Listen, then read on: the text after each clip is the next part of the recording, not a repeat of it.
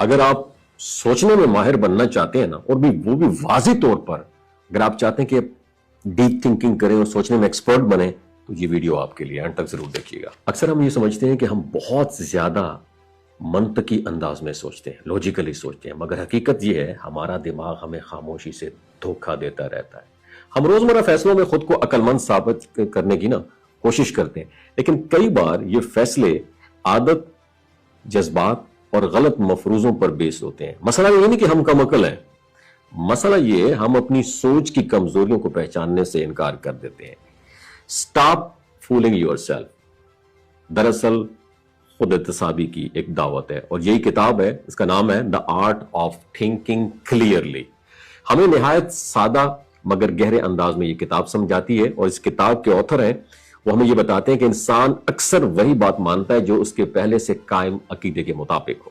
ہم نئی معلومات کو سچ جانچنے کے لیے نہیں بلکہ اپنی رائے مضبوط کرنے کے لیے استعمال کرتے ہیں۔ اسے کنفرمیشن بائس کہا جاتا ہے۔ مثال کے طور پر اگر ہم کسی شخص کو ایک بار اچھا سمجھ لیں تو اس کے بعد کی غلطیوں کو نظر انداز کر دیتے ہیں، اور اگر کسی کو ناپسند کر لیں تو اس کی اچھی بات بھی ہمیں مشکوک لگتی ہے۔ صاف سوچ کا پہلا اصول یہی ہے کہ ہم اپنی پسند اور ناپسند کو حقیقت سے الگ رکھنا سیکھیں۔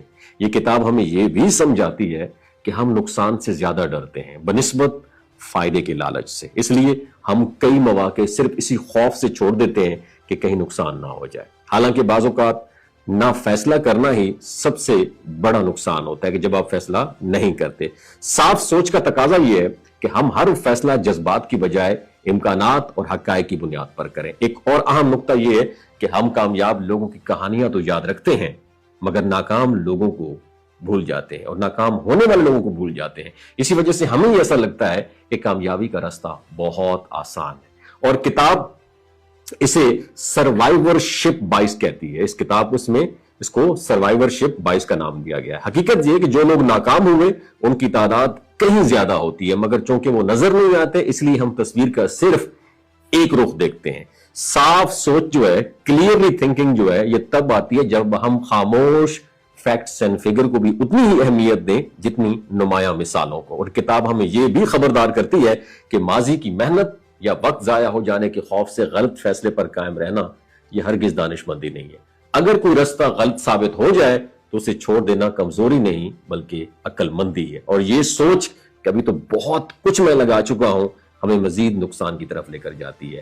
اس ویڈیو سے، اس کتاب سے آپ نے کیا سیکھا نیچے کمنٹ سیکشن میں ضرور بتائیے گا۔ اپنا خیال رکھیے گا۔ اللہ حافظ۔ اگر کوئی راستہ غلط ثابت ہو جائے تو اسے چھوڑ دینا